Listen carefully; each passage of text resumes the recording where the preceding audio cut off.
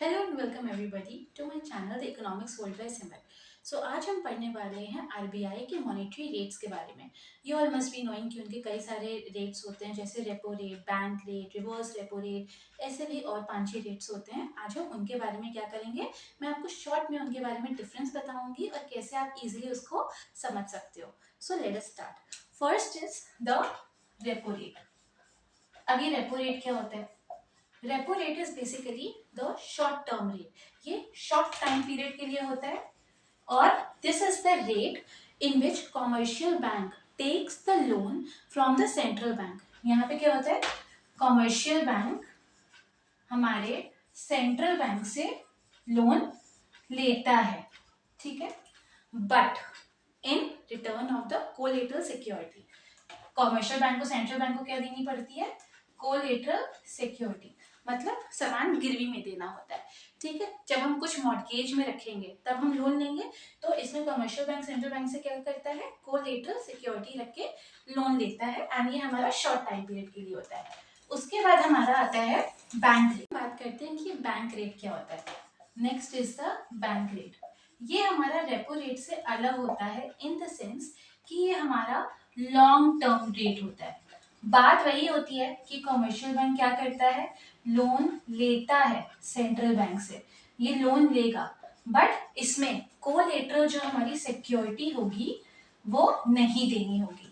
यहाँ पर commercial bank को ये ईज रहती है कि उसको कोई गिरवी नहीं रखना होता कोई चीज, वो ऐसे ही लोन ले सकता है। बट अब इसमें क्या होगा डिसएडवांटेज कि ये लॉन्ग टर्म लोन है एंड इसमें क्या होगा, जो बैंक रेट होगा वो रेट ज्यादा होगा रेपो रेट से। क्यों? क्योंकि हम कोई कोलेटरल सिक्योरिटी तो रख नहीं रहे एंड ये लॉन्ग टर्म लोन है, इसीलिए जो भी हमारा बैंक रेट होता है वो रेपो रेट से क्या होता है? बड़ा होता है। उसके बाद हम बात करते हैं रिवर्स रेपो रेट के बारे में। अभी रिवर्स रेपो रेट क्या होता है? रिवर्स रेपो रेट नाम से ही समझ में आ रहा होगा, this is basically the reverse of the repo rate. जब हमारा सेंट्रल बैंक लोन लेता है फ्रॉम द कॉमर्शियल बैंक, है ना, कॉमर्शियल बैंक सेंट्रल बैंक को लोन देता है in return of the collateral security.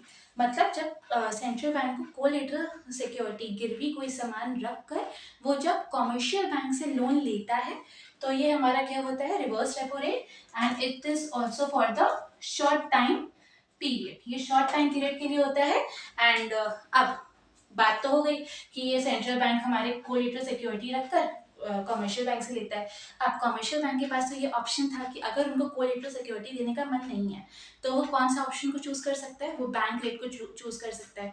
तो क्या सेंट्रल बैंक को कोई ऑप्शन नहीं मिलेगा? अगर उनको कोई मतलब गिरवी नहीं रखना है तो बिल्कुल मिलेगा। तो ये सेंट्रल बैंक के पास कौन सा ऑप्शन होता है कि जहां पर उनको गिरवी ना सामान रखना हो? सेंट्रल बैंक के पास ऑप्शन होता है standing deposit facility, SDF, standing deposit facility. ये स्टैंडिंग डिपॉजिट फैसिलिटी क्या होती है? स्टैंडिंग डिपॉजिट फैसिलिटी होती है जब हमारे सेंट्रल बैंक लोन लेता है फ्रॉम द कॉमर्शियल बैंक, ठीक है, लोन दे रहा है लेकिन इसमें कोलेटरल सिक्योरिटी नहीं होती। सेंट्रल बैंक को कोई भी चीज गिरवी रखने की जरूरत नहीं है to take the loan. This is basically the standing deposit facility rate. Next हम बात करते हैं मार्जिनल स्टैंडिंग फैसिलिटी के रेट के बारे में। MSF क्या होता है? Marginal standing facility. अब ये मार्जिनल स्टैंडिंग फैसिलिटी क्या होती है? ये बेसिकली हमारा होता है पीनल रेट। इसको हम लोग पीनल रेट भी कहते हैं, मतलब पेनाल्टी रेट। क्यों कहते हैं इसको पेनाल्टी रेट? क्योंकि ये हमारा इमरजेंसी के टाइम पे लिया जाता है। और इमरजेंसी के टाइम पे कौन लेता है लोन? कॉमर्शियल बैंक्स लेते हैं फ्रॉम द सेंट्रल बैंक। ये हमारा लोन लेते हैं कॉमर्शियल बैंक्स जब उनको लगता है कि अब तो हमें बस तुरंत ही तुरंत पैसा चाहिए, अब नहीं, अगर हम आज पैसा नहीं लेंगे तो कब तक हमारा बैंक बैंकरप्ट हो जाएगा, मतलब हमारे पास तो पैसा ही नहीं बचेगा। तब ये इमरजेंसी के टाइम पे जाके क्या करते हैं? लोन लेते हैं।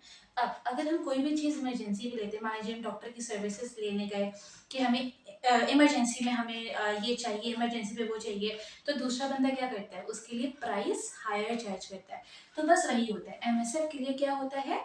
प्राइस हमेशा हायर चार्ज होता है इसीलिए जो हमारा एमएसएफ रेट होता है वो हमारा हमेशा बड़ा होता है रेपो रेट से। ठीक है, एमएसएफ हमारा क्योंकि इमरजेंसी रेट होता है इसीलिए बड़ा होता है। तो नेक्स्ट बात करते हैं सीआरआर की और एसएलआर की। सीआरआर हमारा क्या होता है, cash reserve ratio, and SLR क्या होता है, statutory liquidity ratio. Cash reserve ratio basically जब कमर्शियल बैंक्स को अपने कुछ डिपॉजिट्स सेंट्रल बैंक के पास जमा करने होते हैं एंड जितने जमा किया उसके अगेंस्ट वो लोन देता है, तो ये हमारा क्या होता है सीआरआर। एंड एसएलआर क्या होता है, एसएलआर मतलब आप कीवर्ड ले सकते हो सेल्फ। जब कमर्शियल बैंक अपने डिपॉजिट्स कुछ खुद के लिए रखे एंड देन वो बचा हुआ जो पैसा है वो एज अ लोन पब्लिक को दे, तो वो हमारा क्या कहलाता है, एसएलआर कहलाता है। फॉर एग्जाम्पल अभी एसएलआर हमारा चल रहा है 18%, तो उनके टोटल डिपॉजिट्स का 18% वो अपने खुद के पास रखेंगे एंड बचा हुआ पैसा वो क्या करेंगे, as a loan to public देंगे। अब वो जो उन्होंने अपने पास सेल्फ रखा है तो वो क्यों, मान लीजिए कि अगर गवर्नमेंट को नीड है तो गवर्नमेंट आके कमर्शियल बैंक के पास आके लोन ले सकती है, तो एसएलआर का बेसिकली फायदा ये होता है। और सीआरआर क्या हो गया, जब हमें डिपॉजिट्स सेंट्रल बैंक के पास जमा करने होते हैं। सो ये हमारे क्या थे बेसिकली रेट्स थे। अब अगर हम बात करें कि दो क्वेश्चन हमारे पास आते हैं कि सबसे पहले तो ये रेट्स हैं क्यों, और दूसरा भाई सेंट्रल बैंक को लोन लेने की क्या जरूरत पड़ती है, सेंट्रल बैंक को तो पैसे की कोई जरूरत ही नहीं है, उसके पास तो खुद ही इतना पैसा है तो वो लोन क्यों लेता है। So let me answer this question. Central bank को लोन की जरूरत इसलिए पड़ती है, जरूरत नहीं पड़ती है बेसिकली, वो हमारी इकोनॉमी में लिक्विडिटी कंट्रोल करने का काम करता है, क्रेडिट को कंट्रोल करने का काम करता है। फॉर एग्जांपल जब मान लीजिए कि हमारे इकोनॉमी में बहुत ज़्यादा इन्फ्लेशन है, तो क्या करना होगा आरबीआई को, अपने सारे रेट्स को बढ़ाना होगा। उस केस में क्या करेगा सेंट्रल बैंक, वो लोन ज़्यादा लेना चाहेगा कि कम लेना चाहेगा, वो ऑब्वियसली लोन ज़्यादा लेगा। क्यों, ताकि कमर्शियल बैंक के पास से जो फंड्स हैं वो सेंट्रल बैंक के पास आ जाए और कमर्शियल बैंक कम लोन दे टू द पब्लिक। तो ये बेसिकली हमारे इन्फ्लेशन को कंट्रोल करने में काम आएगा एंड जस्ट वैसा वर्सा हमारा क्या हो जाएगा, डिप्रेशन के टाइम पे आ जाएगा। बस आप ये याद रखिए कि जब हमारी इकोनॉमी में इन्फ्लेशन होता है, जब आरबीआई चाहती है कि फंड्स हमारे क्या हो, कम सर्कुलेट हो इकोनॉमी में, तो वो इस सारे रेट्स जितने मैंने बताए वो सारे रेट्स को बढ़ा देगा। और अगर आरबीआई चाहेगी कि हमारे इकोनॉमी में क्रेडिट का फ्लो ज़्यादा हो, पैसे का फ्लो ज़्यादा हो, तब वो सारे रेट्स को क्या करेगा, रिड्यूस कर देगा, ताकि कमर्शियल बैंक के पास ज़्यादा पैसा बचे, ताकि वो लोन दे पाए पब्लिक को। So these were the basically concepts of all the monetary policy rates. I hope you have liked the video, and if you have understood the video, don't forget to like, subscribe and share. Thank you.